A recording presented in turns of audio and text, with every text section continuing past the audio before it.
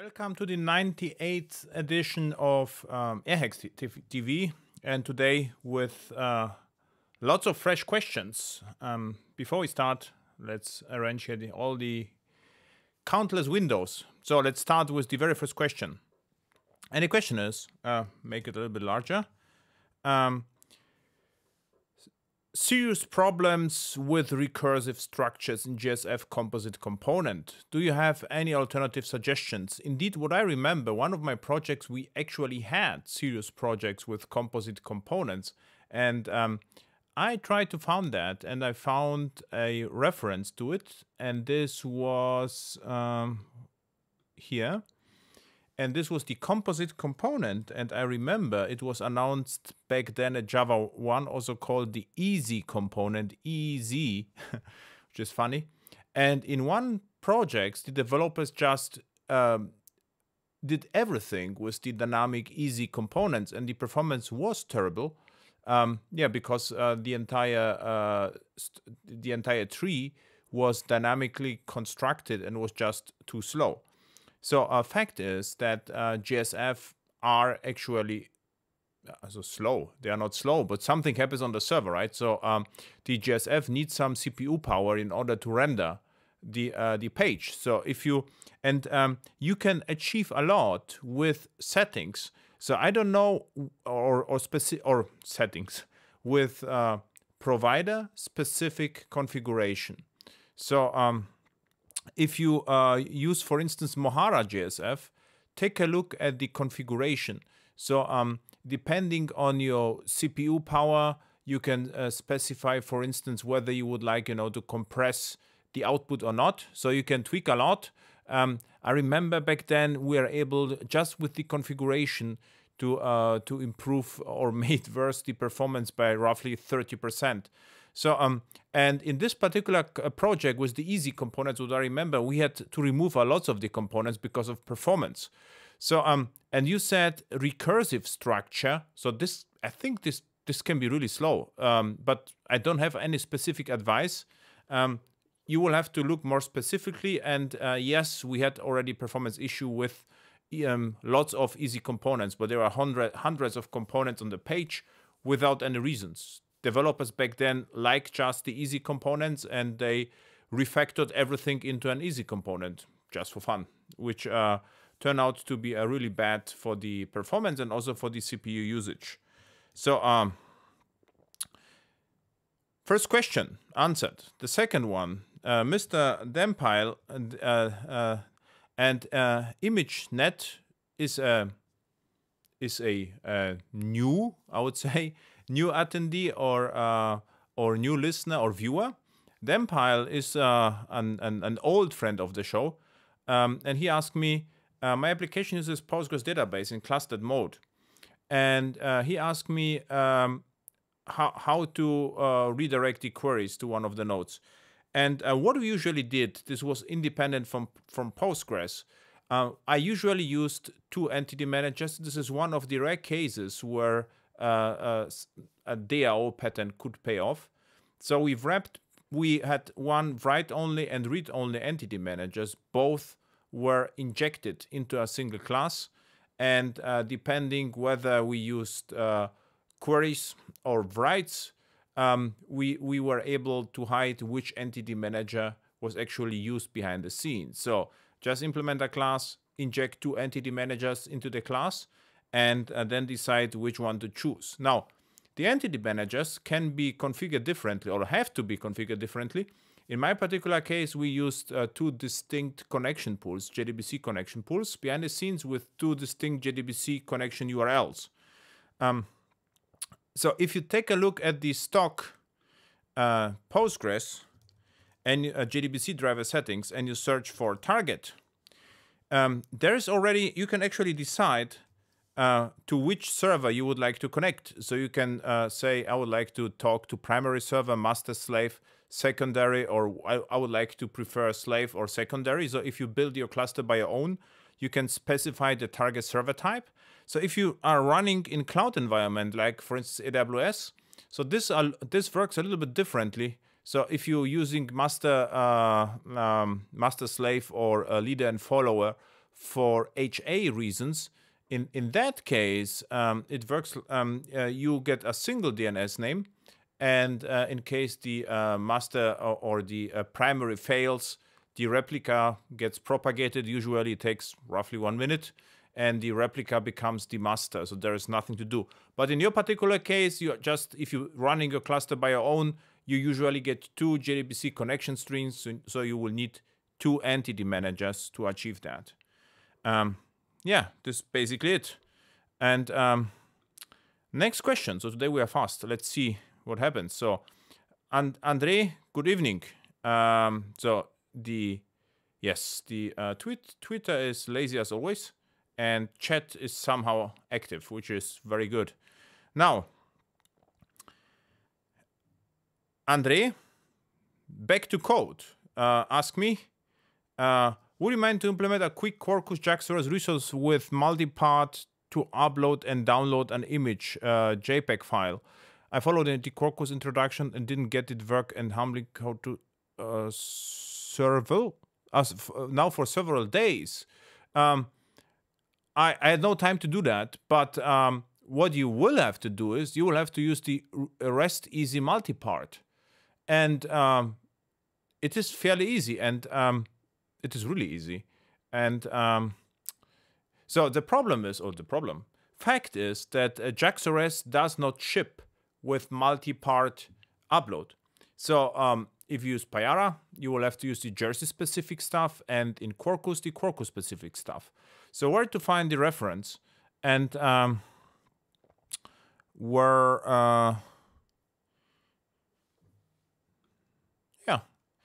this is using REST client multipart, and so you can, I don't know this example, but it seems like it ships with Quarkus example. What I know, you have to use the REST easy multipart. So you will have to use the org.jboss REST easy part, and this is basically it. So you have file and file name, and you get the input stream where you can store somewhere on the disk, or write it directly to the database or S3 or whatever you have.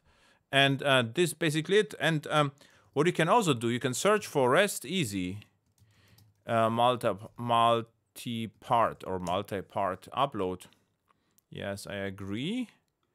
And you will also find that because Quarkus uses also REST easy, so whatever works with JBoss or Whitefly usually will also work with Quarkus, because it's the same underlying implementation. So the JSF implementation in both. Sorry, I had absolutely no time to implement it for you, multipart upload, but I did it several times, and it works. So there were no problems.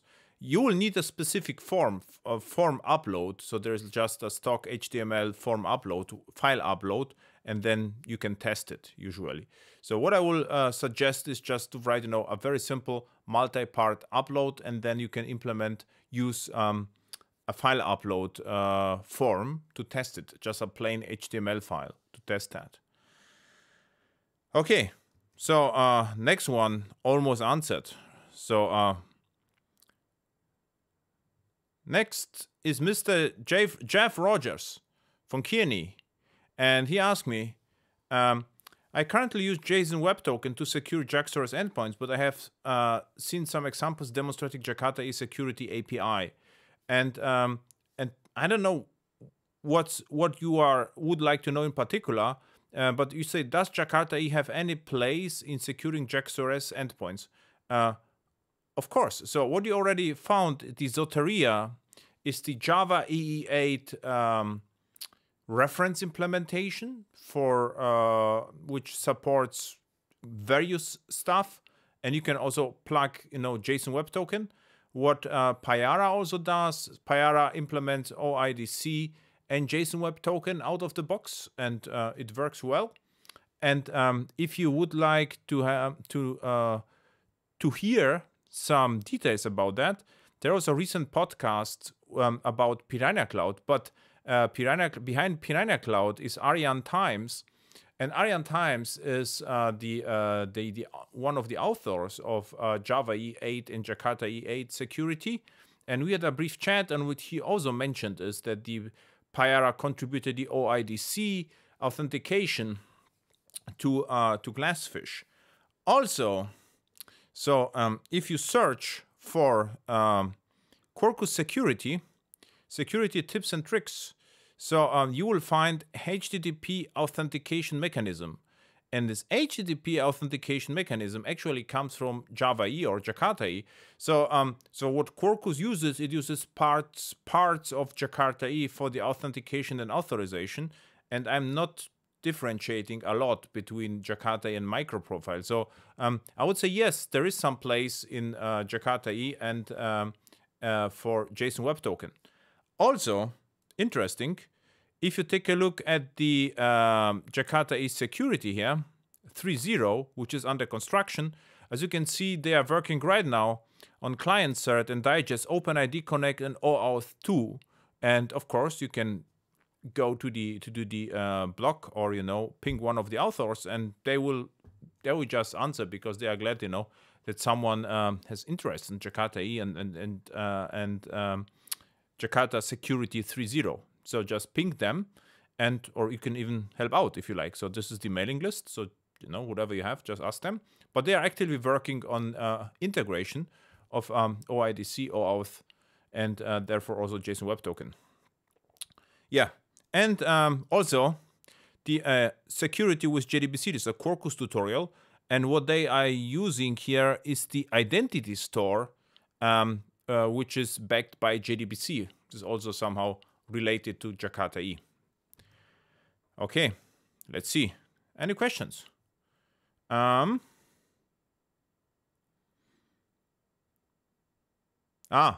Okay. So Andre, then I hope that you are happy with with the answer and enjoy file uploading, right? With Quarkus. Okay. Now let's see. Next one. Mr. Maurizio Wodarski asked me, do you know why Java 8 does not contain JAX-WS classes anymore? And recently we migrated some applications to JBoss EAP 7.4, which is compatible to Java EE, Jakarta 8 and Java 11. So Java 8 is not a problem. I think you upgraded from Java 8 to Java 11. And this is your problem, not Java 8. And why that? Actually not a problem. You found a feature. And the feature is JEP 320, which was released with JDK 11. And what this feature did, what it does, it removed all Java EE and Corba modules from JDK 11. So what means is your code is no more compilable. And this is the problem here. Corba, JT transactions, and I think also SOAP. As you can see, SOAP was also removed. So what you will have to do is you will have to re-add the SOAP APIs to as a dependency in order to make it work. And by the way, what I did, I tried to deprecate SOAP in Jakarta EE 8, but I was not very successful because the other spec leaks back then, they said, okay, this SOAP is still popular and should remain in Jakarta EE, and my opinion back then was, yeah, maybe it is popular right now, but there is no future in SOAP, so we should deprecate it or remove it in, let's say, Jakarta E9. And if someone would like to use, SOAP, could still stick with Jakarta E8. But everyone was against me back then. So, so what it means is SOAP is absolutely in Jakarta E8, so it was not removed. It was removed from JDK. So what is lacking is the library support. Okay, so you found, one of the Java 11 features. So, next one, also covered.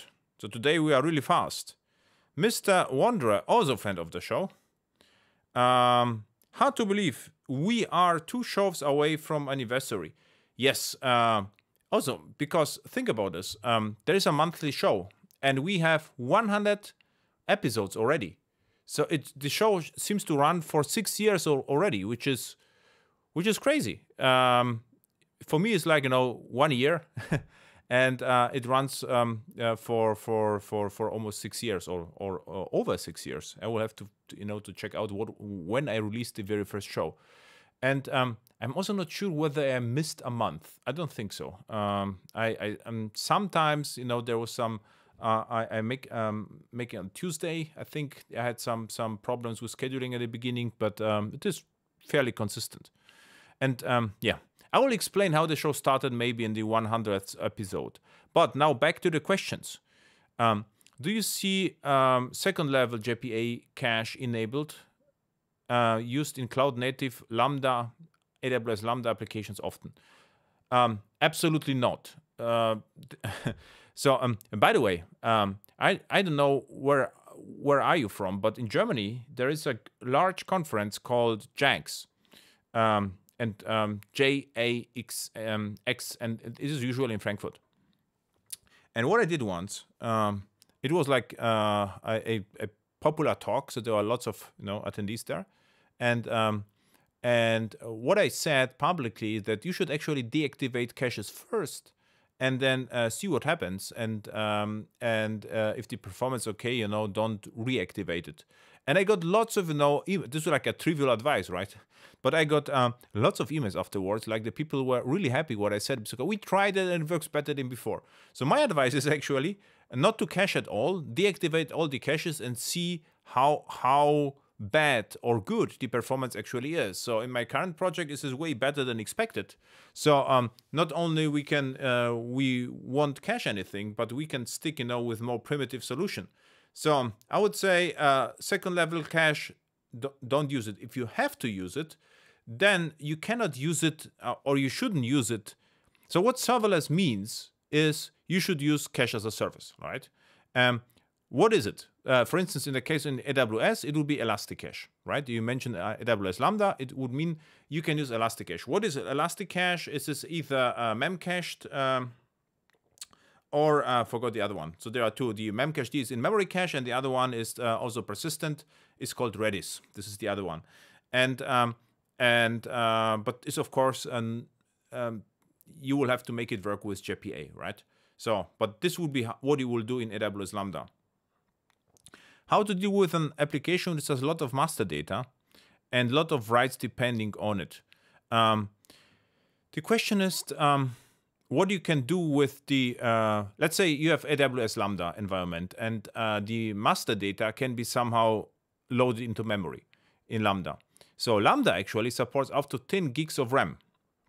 So what you could do is you can store the master data in a file system and load it in the Lambda initialization, which is bad for the cold start. But if the Lambda is already hot, you won't see any performance degradation, and you can load, you can keep all the master data in memory. This would be one of the ideas, and you can load the Lambdas, or you could load or pre-warm the cache outside the handler. What it means is in Java and static initializer, for instance, right? And okay, this is what you could do. Lambda, there's a temp folder, I think, with is actually fairly big. I think 5 gig or 50 gigs or something like this, and it can be even larger, and you can even mount EFS, external file system, to it. So you could do this. And of course, you can also access DynamoDB, for instance, which is extremely fast. So with the latency is fairly low with DynamoDB, so you can access from Lambda DynamoDB, and this and you can access the objects under 10-20 milliseconds. And even the latency of S3 is also, even S3, this is a very basic service. So we tested that the latency S3 is 20-30 milliseconds. And DynamoDB is lower than this. Okay, this is what you could do. How do you typically do with Quarkus in a Lambda environment? So I'm not caching, I'm absolutely not caching Lambda environment. Also, JPA, I'm not using very often JPA on Quarkus because we are not using a lot relational databases on in the cloud. Why not? Because right now in all the cloud project, I'm also in charge of the infrastructure. And if you have, to provision the relational database, it's not fun. It can take up to half an hour until everything is provisioned. you have to care about backup, you have to care about, you know, multi-AZ development, multi-AZ replication, synchronous replication or not. You have to care about, you know, backups, and you have to explain management why we have to pay more to be highly available, and yeah, and if you just, and of course you have to use VPC, you need, you know, the subnets. But if you pick a DynamoDB, it is not as or S3, it is not as convenient from the development perspective. But I don't have to set up, you know, the entire infrastructure. So I prefer, I would say, an uglier databases without configuring or without setting up the infrastructure. So that's the reason why I'm not using currently a lot of JPA in serverless environments. And the next thing is, what you have to know is the main difference between AWS Lambda and let's say application servers, Whitefly for instance, is that if you have 10 concurrent transactions, you get 10 Lambda instances, 10 JVMs, which are running parallel to each other. But if you have 10 transactions on Whitefly, you have a single JVM. So what it means is connection pooling is a challenge in Lambda, because every Lambda instance will have one distinct connection pool. What you can do, you can of course say my connection pool just connect the connection size of 1.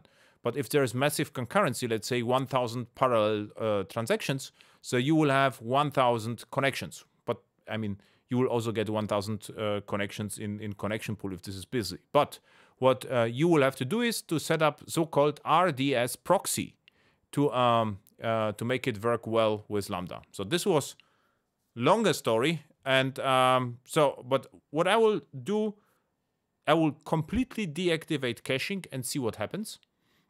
And then ask yourself why the data access is slow, and maybe, you know, optimize the queries to database. This is what I would prefer if possible. If it is not possible, then use Elasticache. This is the cloud native solution. And if you already, you don't have DynamoDB, but you could use, it's called DAX, Dynamo Accelerator. It's also in-memory cache. Okay, so thank you, Wanderer. And now, friend of the show, Mr. Haglu, he asked me something interesting. So, how I can optimize nested arrays of objects. Seems like Mr. Haglu decided to create own in-memory persistence. And we have people, drugs, and substances, which is somehow, I don't know, Haglu, it is an interesting project you are you are building with drugs and substances, right? But but the question is simple. Every array has 200,000 elements. So I want to know which substance takes which substances take by which people. Therefore, I need to iterate over all 3 arrays. So first of all, 200,000 instances is not a big number. I assume you already did some performance measurements. And what I see here, I also assuming that get drug ID is probably, the drug ID is probably an ID. I mean, it's probably drug ID is ID. The drug ID is probably a number, an integer or a long. And if this is the case, this the comparison here would be just reference comparison. This is incredible fast.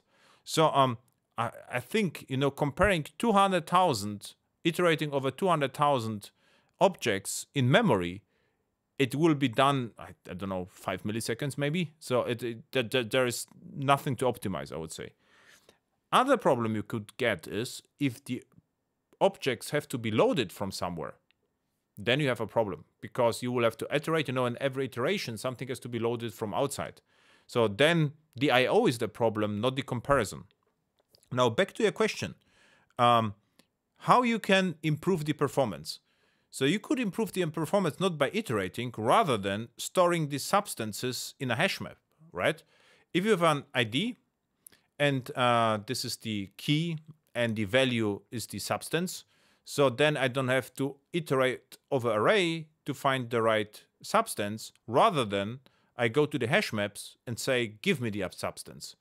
And if your equals and hash code is implemented, or hash code is the key. If the hash code is implemented right for the key, then the hash map is balanced and the performance is good. But if your hash code is not that good, let's say you're just returning 1, which is a valid implementation of hash code, then your hash map will degrade to an array. So it will get exactly the same performance as you have right now, or similar performance to that what you have right now. So how to optimize it? So implement or store the objects in a hash map partially. And what I also do is the class, the people, drug, and substances, for instance, I would implement, I'm implementing a lots of methods with business logic. And then I'm using stream, so Java 8 stream, Java 8 plus streams.